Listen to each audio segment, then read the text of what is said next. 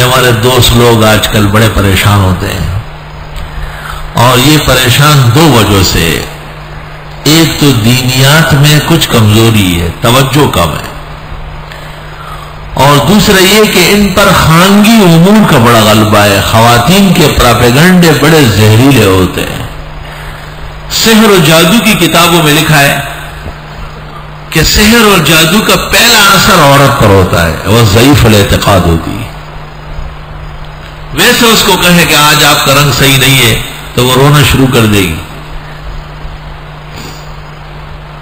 اور پھر یہ ہمارے جو دوست لوگ ہیں یہ زیادہ تر مشاورت ان سے کرتے ہیں، تو بس ان پر آثار ہے جی، اثرات ہے ان کے گھر پر، کاروبار پر، نوکری پر، اولاد، سب اثرات ہیں۔ سارا جہان کا جادو ان پر ہوا ہے، اور پھر جادوگرنیاں پیدا ہو گئی ہے جگہ جگہ، قسم قسم کے ٹوٹکے کرنے والی، مرد تو مرد اب عورت ہے، جادوگرنیاں بن گئی ہے جگہ جگہ۔ تو میں اس نشست میں زیادہ بات نہیں کرتا، صرف اتنا عرض کرتا ہوں کہ توکل مضبوط رکھے، اللہ تعالیٰ پر سہارا کرے، اور نفع و ضرر کا مالک ہمارے ایمان اور عقیدے کے مطابق صرف اللہ ہے۔ قل لا املک لنفسی نفعا ولا ضرا، آپ فرمائیے کہ میں اپنے لیے نفع پہنچانے کا یا ضرر ہٹانے کا اختیار نہیں رکھتا، اپنے لیے۔ ویسے آپ مسجد میں بیٹھے ہیں، قبلہ رخ باوضو، ایمان سے کہے، کسی ایک فرد کو یہ پتہ چلتا ہے کہ سر کی کوپڑی سے انگوٹھے کے ناخن تک جسم کا کون سا حصہ پہلے بیکار ہو؟ کوئی کون جان سکتا ہے؟ اور یہ پتہ چل سکتا ہے کہ ظاہری امراض سے ہم مریں گے یا پیٹ کے اندر کوئی پھوڑا پھنسی ظاہر ہوگی۔ قل لا املک لنفسی نفعا ولا ضرا، اور اس نہ جاننے میں ولی اور نبی، زندہ اور مردہ سب برابر ہے۔ جو اس کے خلاف کہے اس جیسے کذاب دنیا میں رہی۔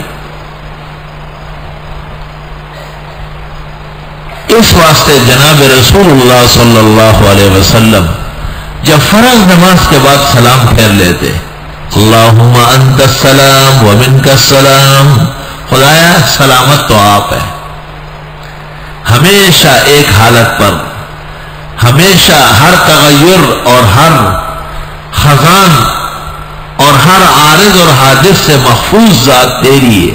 اللہم انت السلام، خدایا آپ سلامت ہے۔ سمجھ گئے بات؟ یعنی خدایا میں آج ہوں کل نہیں ہوں گا، ایک وقت ایسا تھا کہ میں تھا ہی نہیں، آج صحت مند ہوں، شاید کل بیمار ہوں۔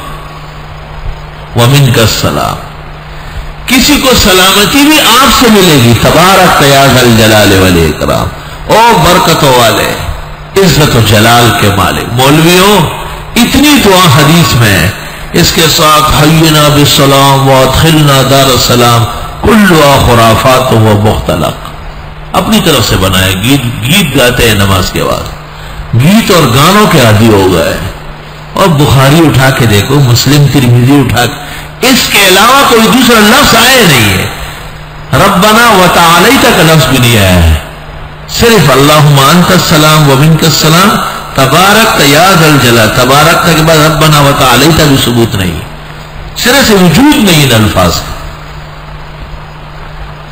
وجود نہ ہونے کا یہ مطلب نہیں ہے کہ کوئی ٹیسٹ پیپر، کوئی جنتری اٹھا کے آپ سے بولے آئے کہ دیکھو جی وجود تو ہے، اور اس میں بڑے اور چھوٹے مولوی ایک جیسے ہوتے ہیں، کیونکہ کتابیں پڑھ کر گھر پہ رکھ لیتے ہیں، پھر مسجد میں اور بیان میں ان کو کتاب یاد نہیں رہتی کتاب میں کیا لکھا ہوا تھا۔ اللہم انت السلام ومنک السلام تبارک یا ذا الجلال والاکرام، بس اتنی دعا سنت ہے۔ حینا بالسلام وادخلنا دار السلام ربنا وتعالیت، یہ سب کے سب ادراج ہے، اختلاق ہے، وضع ہے، کذب ہے، افتراء ہے۔ محدثین نے اس کے وجود کا انکار کیا ہے، اور پھر منصوص کے اندر اضافہ، استغفر اللہ، روافظ خذلہم اللہ ولعنہم اللہ، اذان کے بیچ میں اشہد ان علی ولی اللہ، اور کئی ہیں وہ وسیع رسول اللہ، اور کئی ہیں وہ خلیفۃ بلا فصل، اضافہ۔ اور بدعتیوں نے درود کے بہانے، صلاۃ و سلام کے بہانے اول و آخر اضافہ کیا ہے۔ وہ کہتے جی اضافہ نہیں ہے، اضافہ نہیں ہے تو آہستہ پڑھو، بات ختم ہے۔ ثم صلوا علیہ، صرف مؤذن کو نہیں پوری امت کو حکم ہے۔ تو جیسے مؤذن بلند آواز سے پڑھ رہا ہے، پھر امت کو بھی چاہیے کہ ہر شخص اپنے گھر کے باہر نکل جائے اذان کے بعد اور زور سے پڑھ اللہم صلی علی محمد وعلی آل محمد، واہ بھائی واہ۔ ثم صلوا علیہ کا معنی یہ ہے کہ اپنے حساب سے درود شریف پڑھو، اور اپنے حساب سے درود شریف پڑھنا سنت طریقہ ہے، اس میں کوئی شک ہی نہیں۔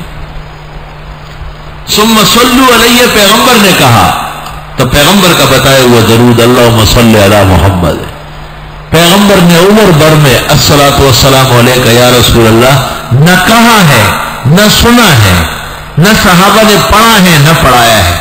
تابعین مجتہدین ان الفاظ کو جانتے نہیں ہے، سرے سے جانتے ہی نہیں۔ مفترا الفاظ، مکذوب الفاظ، موضوع الفاظ، ادراج فی الدین کے مرتکب ہے، اتہام علی اللہ و رسولہ۔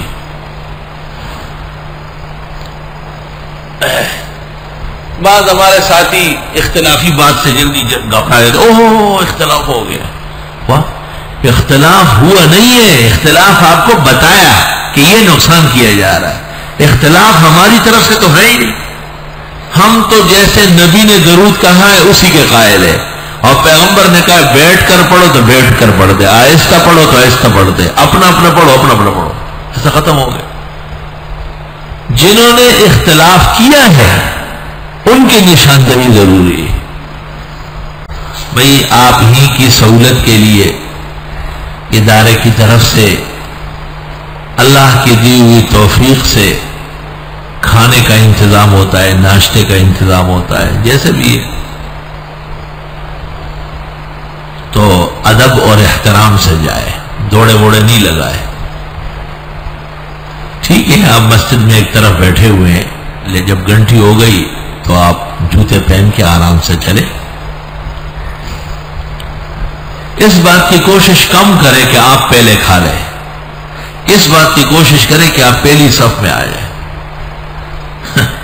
مقاصد میں آگے بڑھیں اور زوائد میں پیچھے رہیں۔ کوشش یہ کریں کہ آپ بعد میں کھا لیں، اور لوگ جن کو زیادہ بھوک لگی ہے ان کو آگے بھیجیں۔ آپ